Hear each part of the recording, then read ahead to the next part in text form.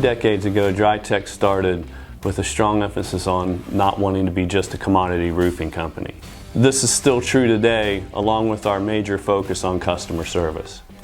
It might sound cliche that we focus on customer service, but we truly do as an organization. We want to understand what the customer's needs are and give them recommendations based around those needs. It may not be a roof replacement. It may be an opportunity for us to come in and restore that roof, or to get an additional 4 to 5 years life out of it and save them a tremendous amount of money in the process.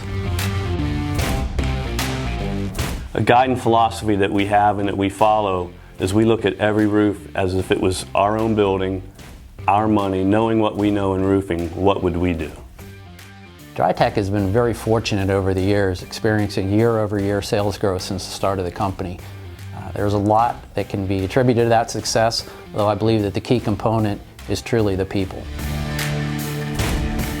In terms of recruitment, our philosophy is to go out and find the best people that we can, get them on the bus, and then once we get them on the bus, and we talk about this quite often, we need to find the right seat for them. So once we bring them aboard and we understand the capabilities and what they can bring to the organization, the advancement opportunities are tremendous.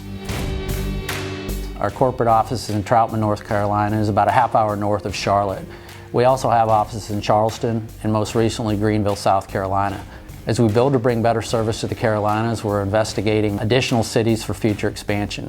Our plan is to offer the same level of quality and customer service throughout all of our current and future offices.